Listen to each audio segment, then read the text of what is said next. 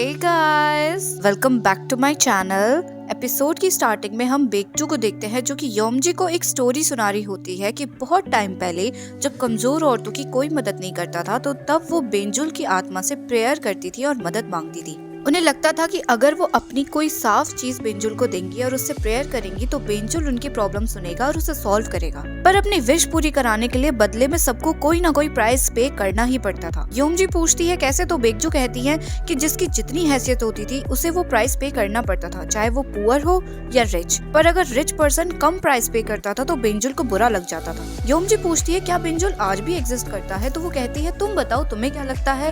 तो योमजी कहती है मुझे लगता है कि बेंजुल आज भी है और वो कहीं ना कहीं लोगों की आज भी हेल्प कर रहा होगा। नेक्स्ट सीन में मिहो बहुत खुश होती है और ब्रेकफास्ट करने आती है। वहाँ पर बटलर उसे याद दिलाता है कि आज स्कूल में उसका पहला दिन है, जिस बात को सुनकर उसका मूड खराब हो जाता है। फिर जाते वक्त मिहो बटलर को बताती है कि उसने बॉडीगार्ड हायर किया है और वो उसके साथ ही रहेगा। तो बटलर कहते हैं कि आपको मुझे बताना चाहिए था, क्या पता वो भरोसे के लायक है भी या नहीं। तो मिहो कहती है कि इस वक्त तो सबसे ज्यादा भरोसा मैं उसी पर कर सकती हूँ, तो उसके लिए आप रूम क्लीन करा देना क्योंकि वो यही रहेगा। अगले सीन में मिहो बटलर और वान को एक दूसरे से मिलाती है, जहाँ पर बटलर वान को बस देखता ही रह जाता है क्योंकि वो उसे पहचान जाता है। बटलर उसे कहता है कि मुझे आपसे मिलकर अच्छा लगा, पर वान बिना कुछ बोले वहाँ से चला जाता है। फिर जब मिहो कार में बैठने लगती है तो उसकी सीट पर वान ऑलरेडी बैठा होता है, जिसे देखकर मिहो उससे कहती है कि क्या तुम ड्राइव नहीं करोगे। तो वान बिना कुछ बोले अपनी सीट बेल्ट लगा करके डोर लॉक कर देता है। मिहो कार चलाते हुए कहती है कि तुम कैसे इंसान हो, तुम्हें गाड़ी चलानी नहीं आती। वान उससे कहता है कि क्या तुम उस पर्सन को पहले से जानती हो। तो मिहो कहती है कौन, बटलर चैंग। हाँ, वो मेरे लिए मेरी फैमिली है। वैसे अब हमने कॉन्ट्रैक्ट साइन कर ही दिया है, तो प्लीज तुम मुझे सच बताना, तुम कौन हो,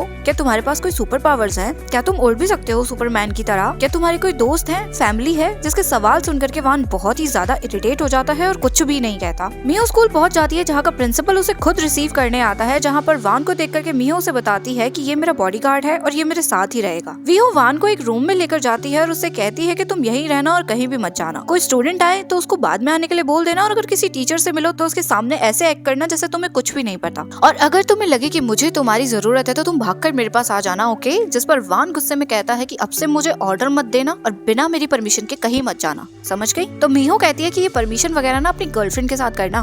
तुम्हें क्या लगता है मैंने तुम्हें क्यों हायर किया है? मुझे अपनी सेफ्टी चाहिए और मैं नॉर्मल लाइफ जीना चाहती हूँ, तो मेरा जहाँ मन करेगा मैं वहाँ जाऊंगी, तुम्हें बस मुझे फॉलो करना है, ओके। जिस पर वान कहता है कि जैसी तुम्हारी मर्जी, अगर तुम्हें मरना है तो करो जो करना है। इस बात पर मिहो चिढ़कर कहती है कि तुम बॉडीगार्ड होकर अपने मालिक को ऐसे धमकी कैसे दे सकते हो। जिस पर वान उसे घूरने लगता है तो मिहो चुप निकल लेती है। मिहो क्लास में आ जाती है तो बच्चे उसे परेशान करने लगते हैं और उससे पर्सनल क्वेश्चन पूछते हैं। पहले तो मिहो कंट्रोल करने की बहुत कोशिश करती है, पर जब उससे कंट्रोल नहीं होता तो वो बच्चे को सुधार देती है। फिर योमजी खड़ी होती है और क्लास से जाने लगती है, तो मिहो से रोककर कहती है कि तुम कहाँ जा रही हो। तो वो कहती है कि मैं क्लास स्किप कर रही हूँ, और वहाँ से चली जाती है। उसके बाद योमजी अपनी एक फ्रेंड से मिलने जाती है जो कि बहुत टाइम से स्कूल नहीं आ रही थी। वो उसके पास जाकर उसे बताती है कि तुम्हें पता है दाहियान ग्रुप की बेटी टीचर बनकर हमारे स्कूल में आई है, कितना इंटरेस्टिंग है ना। जिस बात पर उसकी फ्रेंड सो रेयन कोई भी जवाब नहीं देती। वो कहती है कि क्या तुम स्कूल नहीं आओगी, जिस पर सू रोते हुए कहती है कि मुझे यहाँ से बाहर नहीं निकलना चाहिए, और योमजी सू के हाथ और फेस पर चोट के निशान नोटिस करती है। वो गुस्से में कहती है कि ये सब कुछ उसने किया है ना, तुम उससे ब्रेकअप क्यों नहीं कर लेती। तो सू कहती है कि मैंने ब्रेकअप करने का बहुत ट्राई किया, और सीन पास में जाता है जहाँ पर सू रेयन ने अपने बॉयफ्रेंड की वॉइस रिकॉर्डिंग करने की कोशिश करी थी, और उसका बॉयफ्रेंड बहुत कुछ गंदा गंदा बोलता भी है, जिसे सूर्यन रिकॉर्ड कर लेती है। पर उसके बॉयफ्रेंड को पता चल जाता है कि वो रिकॉर्ड कर रही है, और वो उससे कहता है कि मैंने तुम्हें कितना समझाया पर शायद वो काफी नहीं था। वो म्यूजिक की आवाज बढ़ा देता है, रूम लॉक कर देता है और उस पर हाथ उठाता है। जिस बात को याद करते हुए सू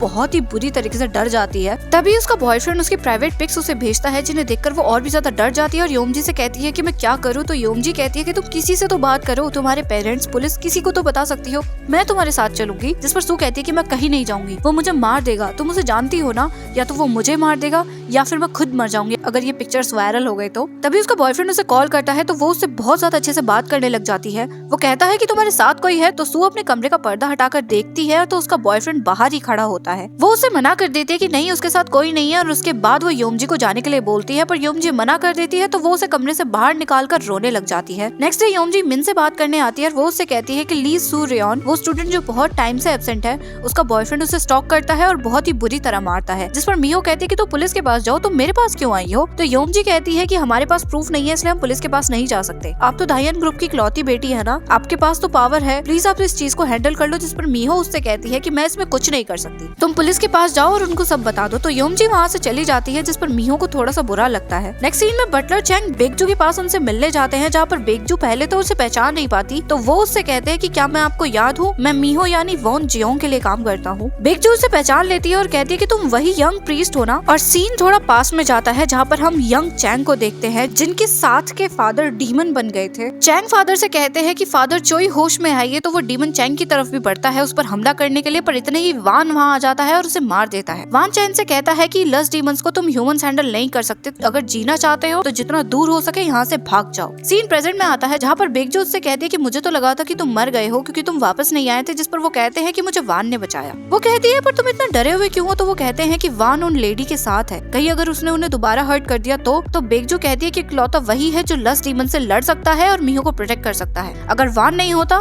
तो अब तक मीहो मर चुकी होती। तुम्हें वान पर भरोसा करना चाहिए क्योंकि वही है जो उसकी रक्षा कर सकता है। मैं, तुम, वान और वो लेडी, हम सब एक डोर से बंधे हुए हैं और मिलकर उस एक दिन का इंतजार कर रहे हैं। नेक्स्ट सीन में मीहो वान को बहुत सारे पैसे दिखाती है और कहती है कि अब से तुम जहाँ जाओगे मुझसे परमिशन लेकर जाना, ओके, और कल से नए कपड़े पहनना। चैन वान को उसके रूम में ले जाता है और इधर मीहो खुश हो रही होती है कि पैसे से सब कुछ कंट्रोल कर सकते हैं। वान का रूम थोड़ा सा बेकार होता है, जिस पर बटलर कहते हैं कि टाइम की कमी की वजह से मैं आपके लिए अच्छा रूम रेडी नहीं कर पाया। जिस पर वान कहता है कि अपनी एज की वजह से तुम्हारी मेमोरी कमजोर हो गई है या तुम ज्यादा निडर हो गए हो। मैं तुमसे कहा था ना कि यहाँ से भाग जाओ क्योंकि तुम कुछ नहीं कर पाओगे। तो चैंग कहता है कि कुछ है जिससे मुझे प्रोटेक्ट करना है। मैं बेकजू से मिला और मैंने डिसाइड किया है कि मैं आप पर भरोसा करूंगा क्योंकि एज अ ह्यूमन मैं लस्ट डीमन को नहीं रोक सकता, इसलिए मुझे आपकी जरूरत है। तो आप प्लीज मीहो को प्रोटेक्ट करना। तो वान चैंग को गुस्से में देखकर वहाँ से चला जाता है और यहाँ ग्रेवयार्ड में आ जाता है। इधर हम सू को देखते हैं जो कि अपनी प्राइवेट फोटोज देखकर अपनी जान लेने की कोशिश करती है पर कर नहीं पाती। तभी उसे योमजी की बात याद आती है जिसने उससे कहा था कि क्या तुम्हें बेंजुल के बारे में पता है। बहुत टाइम पहले से एक स्पिरिट बॉन येन डैंग के पेट पर रहती है और लोगों के दुख सुनकर उनकी हेल्प करती है। योमजी उसके दरवाजे पर एक व्हाइट पेपर रख के चली जाती है जिसे सू उठा लेती है और बेंजुल के ट्री के पास चली जाती है। सू बेंजुल के पास आ जाती है और मंत्र पढ़ने लगती है और कहती है कि प्लीज मेरे दुख सुनो और मेरी मदद करो, और उस पेपर को जला देती है और रोने लग जाती है। इधर बेकजू और वांग को भी कुछ अजीब सा एहसास होता है। नेक्स्ट सीन में मीहो वर्कआउट कर रही होती है, तभी वहाँ पर जोहान आता है जिसे देखकर मीहो डर जाती है और उस पर पत्थर फेंकने लगती है जिससे जोहान कैच कर लेता है। फिर ये लोग डिनर कर रहे होते हैं जहाँ मीहो चैंग से कहती है कि मुझे नहीं पता था आपका भतीजा इतना बड़ा है। वो जोहान से कहती है क्या तुम मुझे जानते हो, जहाँ पर जोहान बताता है हाँ मैंने न्यूज़पेपर्स में आपके बारे में बहुत कुछ पढ़ा है प्रॉब्लम्स क्रिएट करते हुए। वो जोहान से कहती है कि तुम्हारा नाम क्या है, जहाँ पर वो अपना नाम जोहान बताता है और कहता है कि मेरा कोरियन नेम कांग चैन ह्योक है। वैसे वो कहता है कि मुझे तो आपको देखकर लगा था कि आप मुझसे छोटे हो, तो क्या मैं आपको मीहो बुला सकता हूँ। जिस पर मीहो मना कर देती है। फिर ये लोग साथ में वाइन पीते हैं और बहुत ज्यादा ड्रंक हो जाते हैं। मीहो उससे कहती है कि यार मुझे बहुत ज्यादा स्ट्रेस है, काश मैं इस जीजू आइसलैंड से बाहर जा पाती। वो जोहान को अपनी फैमिली, डीमंस और सारी प्रॉब्लम्स के बारे में बता देती है और उसे वान के बारे में भी बताती है कि तुम्हें पता है मैंने एक बॉडीगार्ड रखा है, मैंने उसके साथ कॉन्ट्रैक्ट भी साइन किया है, उसे मुझे प्रोटेक्ट करना चाहिए पर देखो वो यहाँ पर नहीं है। वो उसे जोर से आवाज लगाने लगती है और बस गिरने ही वाली होती है पर वान उसे बचा लेता है। वो उसका फेस देख के उसे टच करने लगती है और कहती है कि तुम कितने येलो लग रहे हो, तुम्हारा फेस कितना येलो लग रहा है, तुम डार्क कपड़े पहनते हो ना इसलिए तुम्हारा फेस येलो लगता है। जिसकी बकवास सुन करके वान उसका सर पटक देता है और जोहान यहाँ पर बस वान को देखता ही रहता है। वान जाने लगता है तो मीहो से रोककर कहती है कि प्लीज मत जाओ, पर वान फिर भी चला जाता है।